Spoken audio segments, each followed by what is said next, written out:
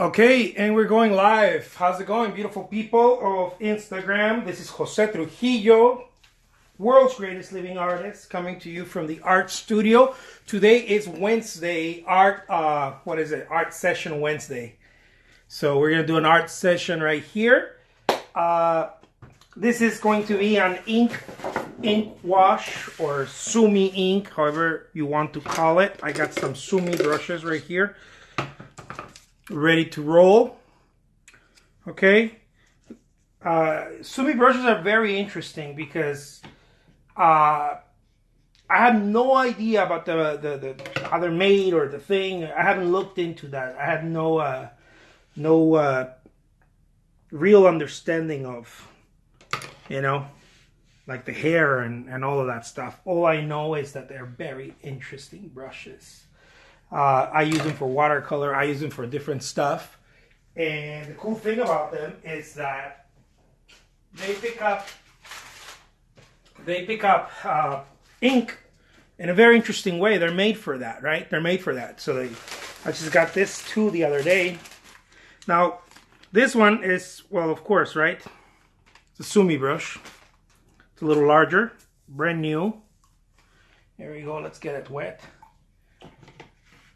So these are the materials, guys. Really quick, I'm gonna run down the materials, and I got this one. This one's just an acrylic brush, but it's really good also for sumi, especially if you're doing some watercolor type of ink drawings. Okay, so there it is. And as I mentioned before, guys, art materials are costly. They do cost, so always be marketing and selling your work for that reason. Shamelessly do it because it's part of the gig. So this is an acrylic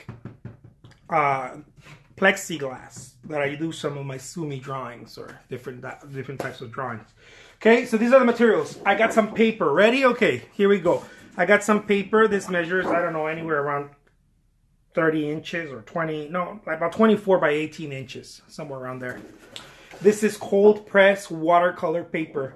I am not using rice paper here or anything like that because I don't, right? I like using cold press, thick, I think it's 300 pounds. I don't know, somewhere around there. Thick paper. And then I have some water, a container with water. I have my brushes, right? And then I got some ink. This is Black Magic, it's called, I guess, something like that. Okay, so the thing about the ink drawings is that if you know what you're doing, it tells. If you don't, it also tells. So I would highly suggest practice with it if you don't know what you're doing.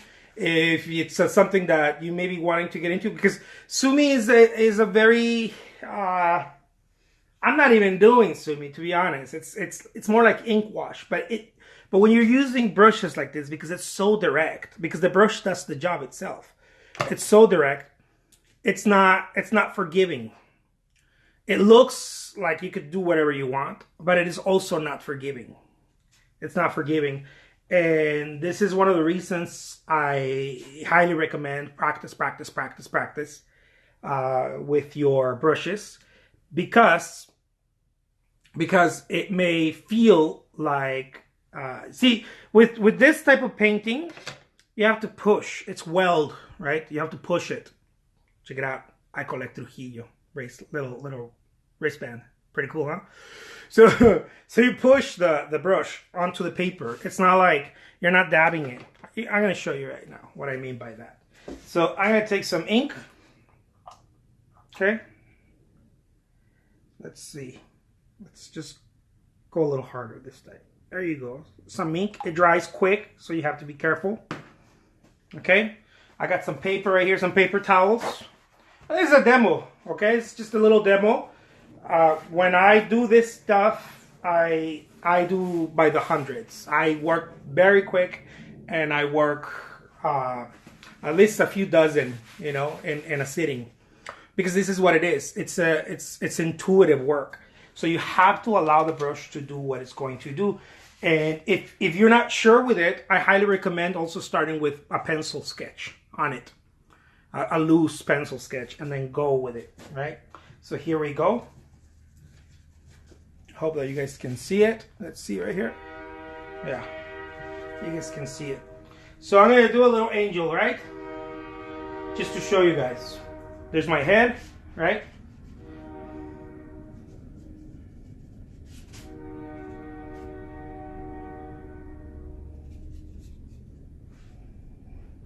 It could be an angel, it could be something else for you. I have no idea, but for me, it's my angel.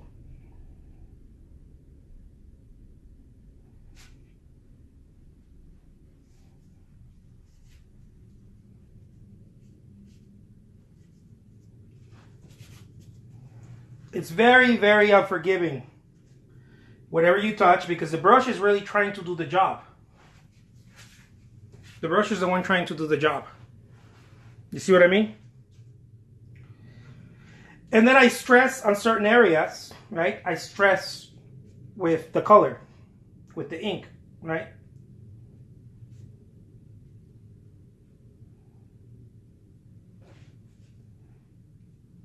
I stress with the color in certain areas.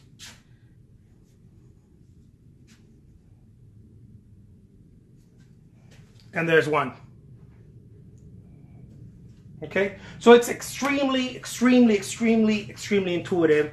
This is not, what did I do here? Where did I move there? There's no time for that kind of bullshit here. It's very intuitive, and you have to just roll with it. And as the more you roll with it, the more you're gonna start realizing how in sumi or any type of brushes like this, you want to wash them right away, okay? And you want to set them up like this, okay? Whoops, not like that, like this. You want to stand them, because this is the most magical thing here. It's not like an oil brush or an acrylic brush that it gets old and it's got to do certain little things.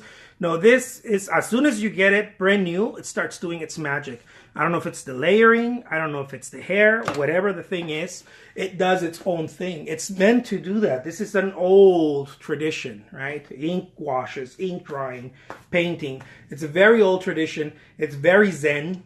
It relaxes you a lot because it's a free flow. It's a free flow. This is one of the reasons the people that collect my work and that collect these pieces, the specific pieces, it's one of the reasons they like it, because they understand that my work is free flow, right? So, and if your work is not free flow, it's cool. Practice with it and figure it out what's going to work for you. Okay, I'm going to show you guys another one so that we don't just end it with this note and you guys can see something, a little something else. But it's it's just a different approach. Now, another thing that I like to do too is I like to tint this little bad boys. Now, I haven't done this on my platforms, on my eBay shop, or when I sell them on Etsy, or when I send them to different platforms to sell. I do them for my gallery exhibits and my shows. I tint the paper. I'm going to show you guys how that's done in another video. It's a little different process, but basically what I'm doing is that I'm doing an underpainting and then go on top of it with the sumi brush and just do all kinds of fun stuff. And it's really cool because it's so intuitive, it's just boom, boom, boom, one after another. Again, there is no time for bullshit, right? There is no time for let me think about this, let me think about that.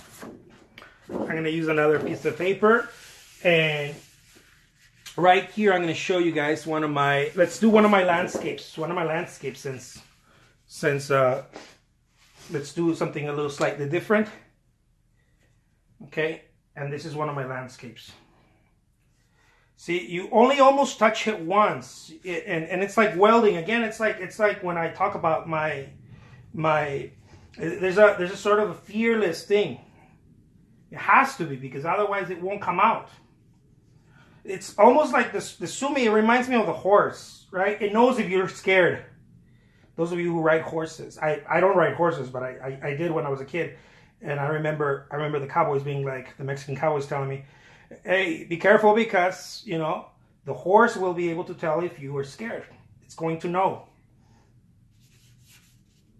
It's the same thing with this brush, right? It's almost like the brush knows if you're scared. Totally careless. Because the brush is designed for that. See, it's like my morning hair, right? It's designed for that. It's designed for that.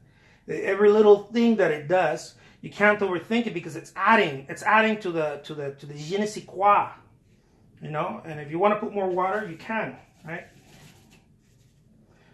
But still, you have to be fearless with it because it will know that you are shitting your pants. The brush will know that. See, there's my last name right in the corner, right there. Let me see if you guys saw it. You see it right here. There it is. Bam. So this is just a little landscape. I hope that you guys are able to see it. Those of you who are artsy, or maybe not, I don't know. It's just a hillside, okay? This could be field, crops for the field, separating the different fields. And it also helps, guys. It also helps a lot. Let me put some more of it. It also helps that you concentrate on certain areas with blocks of just pure ink, right? Not wash, but just pure ink. It also helps. See? This is perfect for painting anything. I mean, it's, you know. But again, it will know if you're scared. It will know, and you can't be scared. You know, it'll show. In other words, it's going to show. If you haven't done this, or if you're like, oh, I'm gonna try it or whatever, you should definitely practice with it for a while. That's my recommendation with it, because it will show your true colors. It will show whether you can actually work in a loose style or not. You're not going to be able to go back and forth and go back and forth and go back and forth as you would do with an acrylic painting or an oil painting or even a watercolor. Some people can go back and forth because now we have different ways, right? Not that now we have, but it used to be in the old days that watercolor you would leave. If you wanted to paint white, you couldn't paint white. You would leave white, right, in the paper. You would leave it out, and depending on the shades, you would leave it out. Now we treat watercolor differently, right? There's so many different ways. For example, my way of doing it is very minimalist, and it's almost a drawing with a wash, right? With a watercolor wash. It's not so much I'm trying to paint pretty little pictures with the watercolor. That's not my intention. That's not how I work. It's not my jam. But with this thing, it starts telling you right off the bat, like, this artist is scared, and people smell that, right? And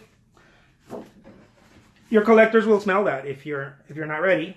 It's okay. I'm not saying don't do it. Practice with it, because it's a nifty thing, you know. There's the other one, my little angel. And again, if you are I'm gonna do one more, guys, for you, just really quick here, just to show you what I mean by drawing something. Let me get another piece of paper really quick.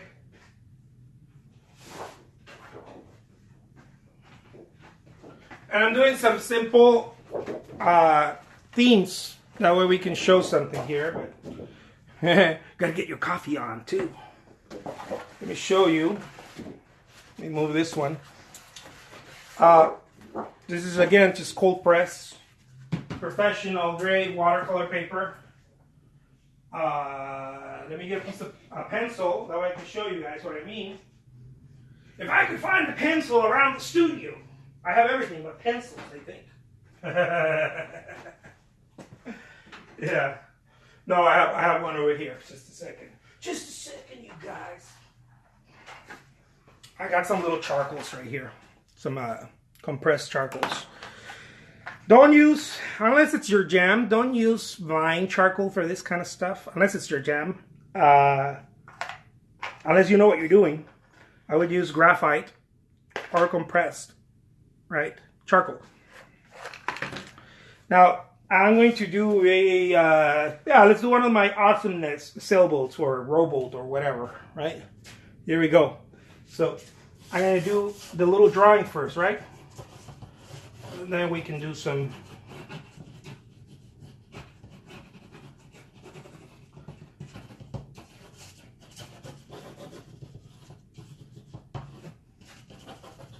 So you can do this first, okay? Now,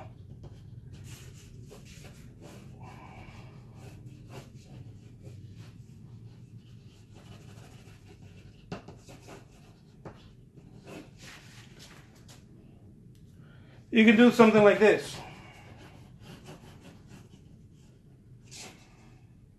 There's a little person right there.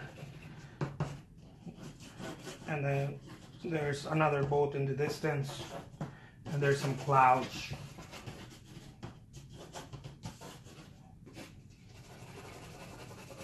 I highly suggest practicing with your themes. That way your artwork looks yours, not someone else's. So practice with it, practice with it, practice with it, move it. It's only in the practice that you're gonna find the juice. Okay? So now that we did something like this, you can come back with it. You can come back to it with the ink if you feel more comfortable.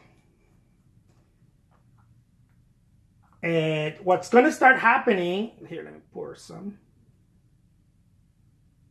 What's going to start happening is that you're going to start getting loose. But I promise you, it will not happen overnight. Okay? It's not going to happen. It's not going to be like, oh my God, I did it. No, it's a practice thing. It's a practice. Right? So here we go. Now you can come back with it.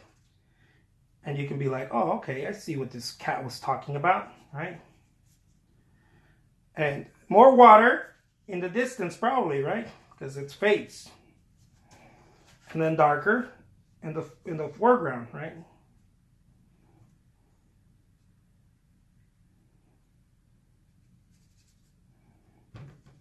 And then this is what I mean by welding. You push. Okay? If you haven't seen it, go check out some of the best Japanese artists. Oh my God. Not even.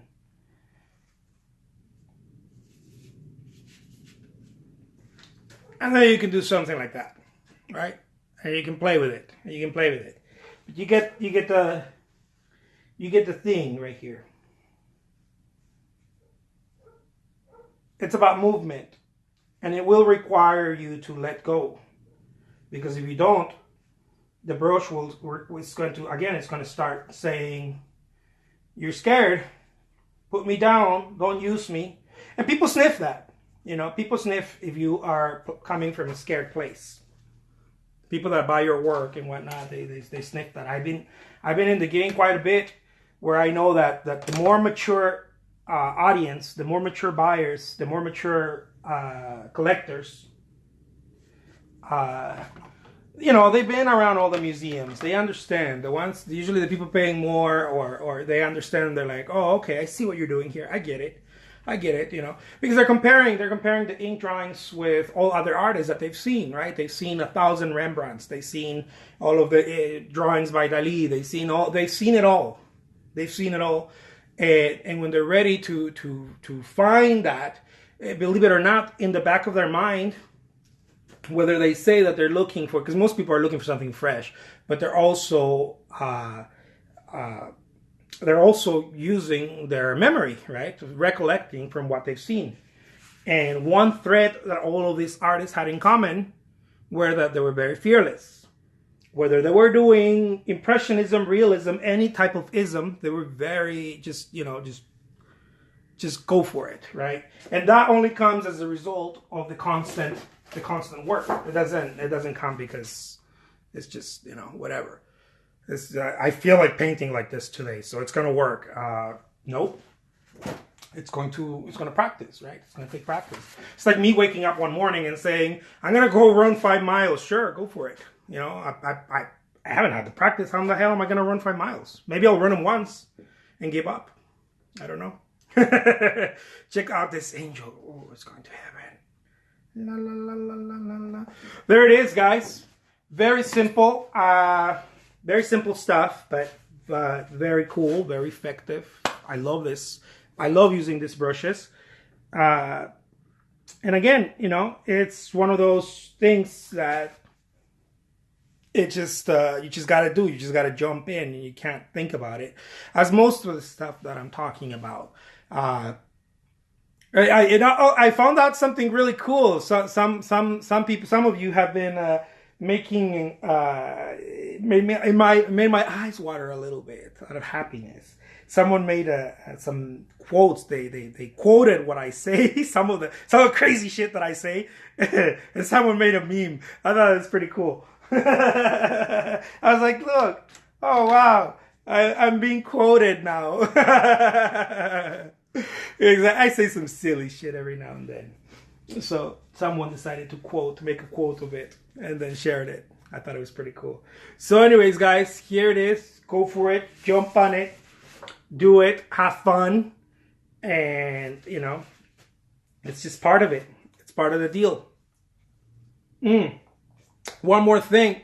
The whole originality thing, because I know some of you have been asking me about that. How do I get my work to be more original, look more original?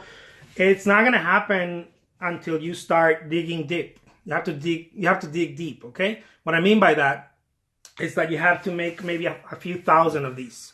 I don't know. Maybe you have to make only 10 of them. Who knows? But you have to dig deep. You have to go deep and look for that oil, because it's been my experience that artists that do, I don't know, they focus on a few works of art. They usually have thousands of this, or thousands of drawings, or thousands of sketches, right? There's thousands somewhere. There's thousands in some place, because it's the practice. That's why a lot of people say, oh my God, John Singer Sargent wasn't painting, you know, like crazy, because I don't know, he produced a few thousand pieces, a couple thousand, I don't know, something like that. He wasn't painting so much, but most people don't know his sketchbook. And one of his sayings was, you can never stop sketching. Sketch, sketch, sketch, right? That was one of his advices to artists, his tips to artists. One of his tips was, you can never sketch enough. So this tells you that the man was sketching all effing day. That's what he was doing. Whether we kept some of his sketches or not, you know, it's over 100 years ago. The man was sketching all the time.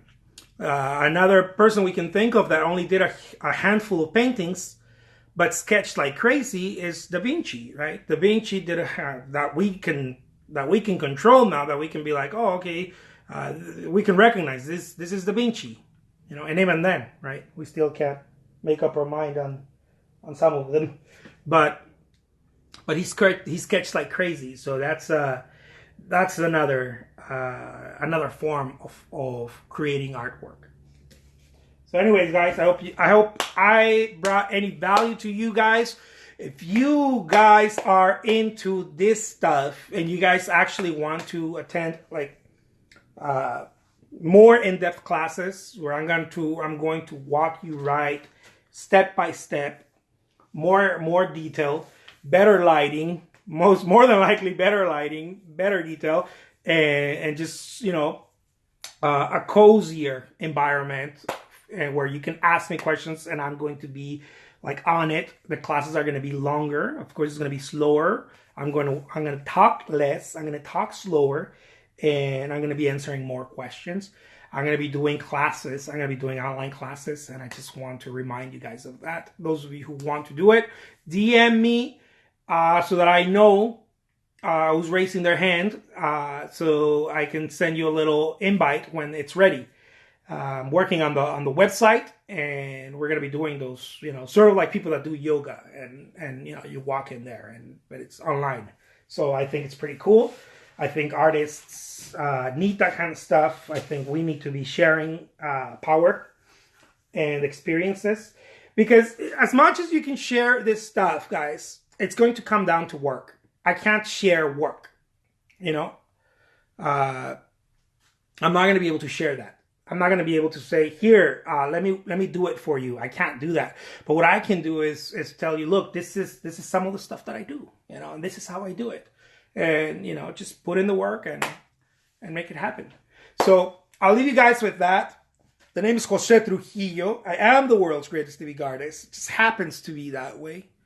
I just, I don't know. God chose me. The universe chose me. Who knows?